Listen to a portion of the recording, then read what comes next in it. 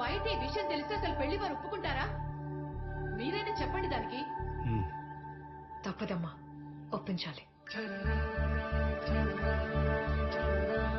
నువ్వేమని అనుకోరానా విక్రమ్, నేను ప్రాక్టికల్ గా మాట్లాడుతున్నాను, ఎమోషనల్ గా మాట్లాడుతున్నాను.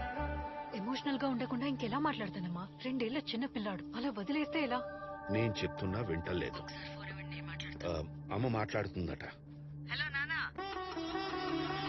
విక్రమ్, ఒకసారి మాట్లాడరా.